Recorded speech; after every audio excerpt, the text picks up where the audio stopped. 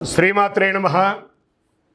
గురవే సర్వలోకానాం విసజే భవరోగిణాం నిధయే సర్వవిద్యానాం దక్షిణామూర్తయే నమః.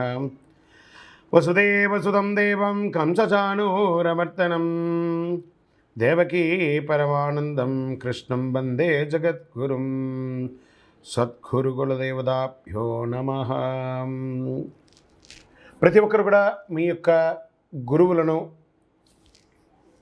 మీకు విద్య నేర్పిన గురు, మీ యొక్క ఉద్యోగంలో గురు, మీకు వ్యాపారంలో గురు, మీ ఇంటి గురువులు, జగద్గురువులందరినీ కూడాను ప్రార్థన చేసుకోండి.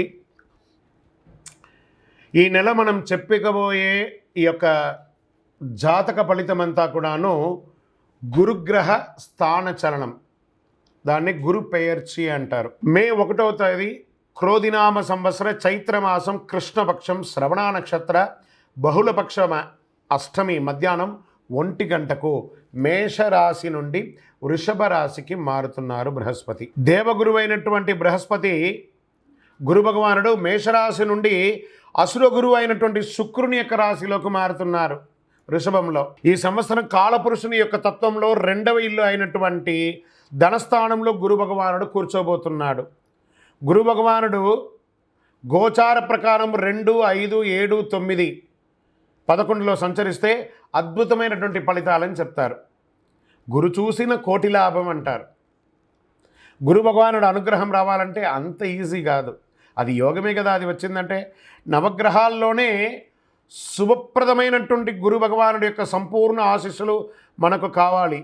ఐశ్వర్యం, పదవి, విద్య, వివాహం అన్ని రకాలుగా కావలసినటువంటి ఇచ్చే ఏకైక దేవుడు ఈ నవగ్రహాల్లో ఎవరైనా ఉన్నారంటే అది బృహస్పతి దేవుడే, గురు భగవానుడు. 2024 గురు ప్రభావంతో ఈ 3 రాశుల వారికి కొత్త ఏడాదంతా విశేషమైనటువంటి ప్రయోజనాలు ఉంటాయి. గురువు వృషభ రాశిలో కూర్చొని తన 5వ చూపుతో కన్యా రాశిని చూస్తున్నారు, 7వ చూపుతో వృశ్చిక రాశిని చూస్తున్నారు, 9వ చూపుతో మకర రాశిని చూస్తున్నారు. సో ఈ 3 రాశుల వారికి జాక్పాట్ అని చెప్పచ్చు, ఇంకా జాక్పాట్ అనే చెప్పచ్చు. మిగిలిన రాశులు తీసుకుంటే తులారాశి వారికి ఉన్న 8వ ఇంటిన అర్ధాష్టమ శనిగా వెళ్తున్నారు, ధనుసు రాశికి 6వ ఇంట్లో వెళ్తున్నారు, షష్టాష్టమంగా వెళ్తున్నారు. ఈ గురువు పెయర్చి ద్వారా మేష, కర్కాటక, వృశ్చిక, మకర రాశులకి అద్భుతమైనటువంటి ఫలితం. బాగా గుర్తుపెట్టుకొని మళ్ళీ రిపీట్ చెప్తున్నాను. మే 1వ తారీఖు నుంచి 1 సంవత్సర కాలం మేషరాశి మిత్రులారా, కర్కాటక రాశి మిత్రులారా, వృశ్చిక రాశి మిత్రులారా, మకర రాశి మిత్రులారా, మీరు పట్టిందల్లా బంగారమే. కానీ మీ ప్రయత్నం చేయాలి. ప్రయత్నం చేయకపోతే బంగారు వచ్చినా కూడా ఉపయోగం లేదు. అంత అద్భుతం. ఈ గురు భగవానుడు అన్ని యోగాలు ఇవ్వబోతున్నాడు. వృషభ, మిథున, సింహ, తుల, ధనుసు రాశి వారు, మీనరాశి వారంతా కూడాను సుమారైనటువంటి ఫలితాలని పొందుతున్నారు. గురు పెయర్చి అనేది గురుస్థానం సంవత్సరానికి ఒక్కసారి జరుగుతుంది. కొన్ని మాసాల్లో అధిక సారంగానూ, కొన్ని మాసాల్లో వక్రగతిలోనూ ప్రయాణిస్తూ ఉంటారు. గురు పెయర్చి ఫలితాలు మాత్రమే ఒక జీవితం యొక్క మార్పుని, వారి యొక్క జీవితాన్ని మారుస్తుంది అంటే మాత్రం చెప్పలేనండి. బాగా గుర్తుపెట్టుకోండి. గురువు మారగానే మీ జీవితం మారిపోతుందంటే కూడా నేను ఒప్పుకోను. మీ యొక్క పుట్టిన జన్మ రాశి, జన్మ లగ్నం, మీరు పుట్టిన సమయంలో ఏదైతే ఉంటుందో మీ యొక్క గ్రహ బలంతోనే జీవితాలు అనేది మారుతుంది. వారి జాతకంలో ఉన్నటువంటి దశాబుద్ధుల గ్రహాల ద్వారానే జాతకం మారుతుంది అని కూడా చెప్పడం జరుగుతుంది. ఓకే, ఈ గురు భగవానుడు అంటే ఎవరు? అసలు మనకు ఒక బయోడేటా ఉంటుంది కదా, నేను సో నా పేరు ఇది, నా గోత్రం ఇది, నా ఇల్లు ఇది, నేను ఇంత చదువుకున్నానని. ఈ గురువు ఎవరు? ఆయనకి సొంత ఇల్లు ఏది? ధనుస్సు, మీనరాశి ఆయనకి సొంత ఇల్లు. ఉచ్చరాశి ఎవరు? కర్కాటక రాశి. నీచరాశి ఎవరు? మకర రాశి. ఆయనకి ఇష్టమైనటువంటి దిశ ఏది? ఉత్తర దిశ. అతిదేవత ఎవరు? బ్రహ్మ. ఆ బృహస్పతి గురుని యొక్క రంగు ఏది? పసుపు. ఆయన ప్రయాణం చేసే వాహనం ఏది? ఏనుగు. ఆయనకి ఉపయోగించే ధాన్యాలేంటి? శనగలు. ఆయనకి ఇచ్చే పుష్పాలేంటి? రోజ్బెర్రీ అంటారు. వస్త్రం పసుపు రంగు వస్త్రం వారికి ఇష్టం. వారు ధరించే రత్నం ఏంటి? పుష్యరాగం, కనక పుష్యరాగం. వారికి ఇచ్చే నివేదన ఏంటి? శనగల పొడితో తయారు చేసిన అన్నం చాలా ఇష్టం వారికి. వారికి ఇచ్చే లోహం ఏంటి? బంగారం. ఆయన యొక్క జాతి ఏంటి? మగ జాతి. ఆయన యొక్క అవయవం ఏంటి? కండరం ఆయన యొక్క అవయవం. స్నేహపూర్వకమైనటువంటి గ్రహాలు ఈ బృహస్పతికి ఎవరెవరు ఉన్నారు? సూర్యుడు, చంద్రుడు, అంగారకుడు. శత్రుగ్రహాలు ఎవరు? బుధుడు, శుక్రుడు. ఆయన యొక్క భార్య ఎవరు? తారాదేవి. మరి ఆయన పిల్లలు ఎవరు? భారద్వాజుడు, కుజుడు. ప్రార్థనా స్థలాలు ఏమున్నాయి? దక్షిణామూర్తి స్థలాలు, గురుస్థానాలు, గురు భగవానునికి సంబంధించిన అన్ని దేవాలయాలు ఆయనకి ప్రార్థనా స్థలమే. ఆయనకి అర్హత ఏంటి? ఈయనకున్న అర్హత, ఈయనకొక పొజిషన్ ఏంటంటే దేవగురువుగా ఆయన ఉన్నారు. ఎంత అద్భుతం చూస్తారా? ఏ బృహస్పతి, మళ్ళీ చెప్తాను, గురు చూసిన కోటి లాభం. సరే, ఈ యొక్క బృహస్పతి యొక్క అనుగ్రహంతో ఈ 12 రాసుల వారికి, ద్వాదశ రాశుల వారికి ఈ సంవత్సరం ఎలా ఉండబోతుందని ఒక్కొక్క రాశిగా మనం తెలుసుకోబోతున్నాం.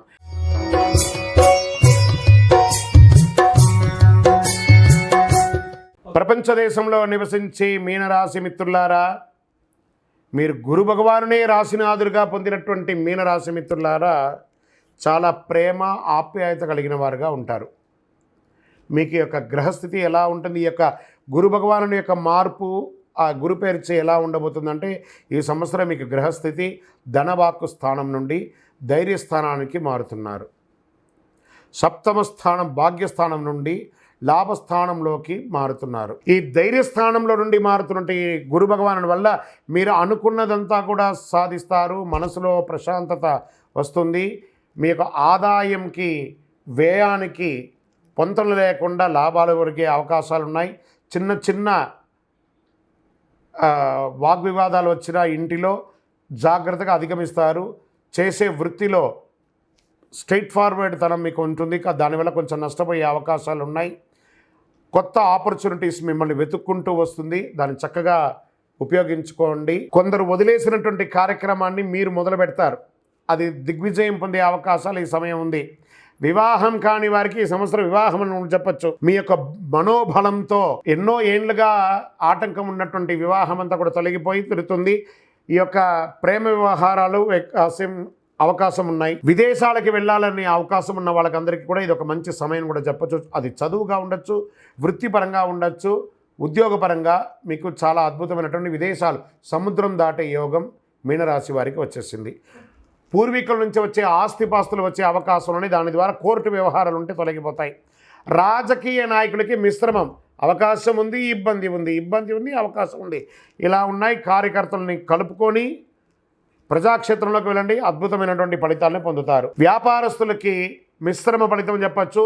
కొత్త పెట్టుబడులు ఏది పెట్టకండి, కొత్త వ్యాపారాలు ఏం చేయకండి, ఉన్నదే చాలు. తల్లిదండ్రుల నుంచి సంక్రమించే ఆస్తిపాస్తులకి కూడా ఏదైనా ఇబ్బందులు ఉంటే అన్నదమ్ములు అక్కజల్లో కూర్చొని మాట్లాడుకొని అవి కూడా పరిష్కరించుకుంటారు. ప్రయాణాలు చేసేటప్పుడు చాలా జాగ్రత్త ఉండాలి. పిల్లలకి మంచి ఆదాయం వచ్చే అవకాశాలు కనబడుతున్నాయి. ఉద్యోగస్తులకి పై అధికారుల నుంచి ప్రశంసలు, కింద వాళ్ళ దగ్గర నుంచి మిశ్రమ ఫలితాలు పొందుతున్నారు. కోర్టు వ్యవహారాలు, వాణిజ్యం ఏమైనా ఉంటే కూడా గెలిచే అవకాశాలు మిశ్రమంగా ఉంది. కొంతమందికి ఉద్యోగస్తులకి ఉద్యోగం తొలగే అవకాశం కూడా ఉంది. జాగ్రత్త. లేదా ఉన్న ఉద్యోగాన్ని వదిలి ఇంకొక ఉద్యోగానికి వెళ్ళి స్థానచలనం మారి అలా అవకాశాలు ఉన్నాయి. జాగ్రత్తగా ఉండండి.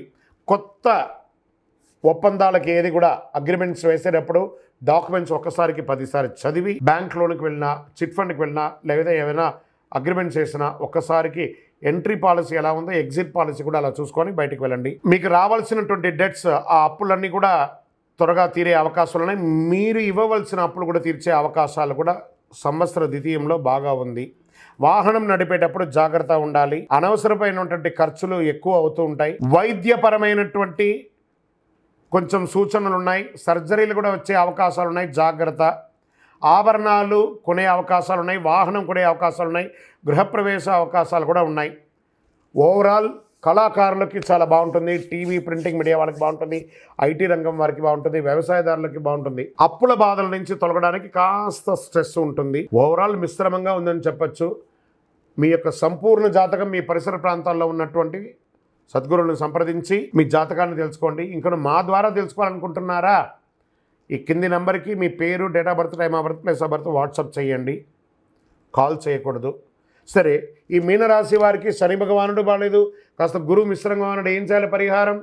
ఒక సుబ్రహ్మణ్య స్వామి దేవాలయానికి వెళ్ళండి, పాలాభిషేకం చేయండి. ఒక 16 మంగళవారాలు సుబ్రహ్మణ్య స్వామికి ఆరాధన చేయండి. సద్గురవే నమః అని పారాయణం చేయండి.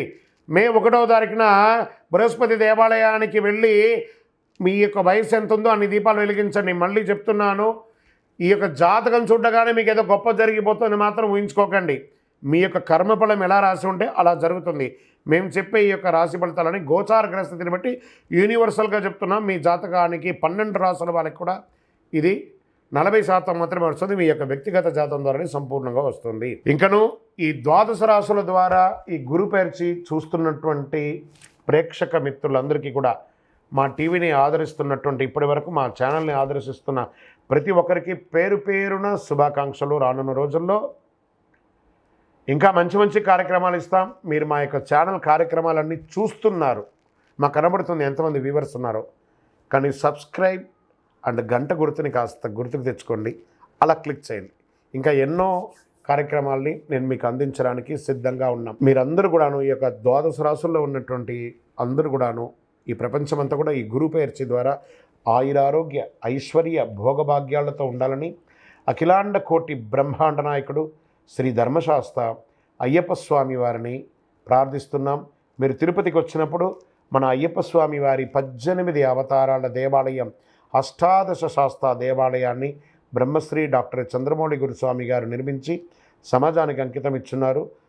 తిరుపతి రైల్వే స్టేషన్ నుండి బస్టాండ్ నుండి 3 కిలోమీటర్ల దూరంలో కపిల తీర్థానికి దగ్గరగా జీవకోన అనే ప్రాంతంలో మన దేవాలయం ఉంటుంది. అందరూ వచ్చి దర్శనం చేసుకోండి. జీవితంలో రాసి పెట్టి ఉంటేనే ఆ దేవాలయంలో అడుగు పెట్టగలం. అంత అద్భుతమైనటువంటి ఆ జీవ నది పడుతున్నటువంటి ఆ జలపాతం పడుతున్నటువంటి ఆ ప్రాంతంలో ఉన్న దేవాలయం. భగవద్ అనుగ్రహాన్ని పొందడానికి అందరూ రావాలని కోరుకుంటున్నాము. విజయోస్తు. వందే మాతరం, వందే మాతరం, వందే మాతరం. బ్రహ్మశ్రీ చంద్రమౌళి వెంకటేశ్వర గురుస్వామి శరణమయ్యప్ప.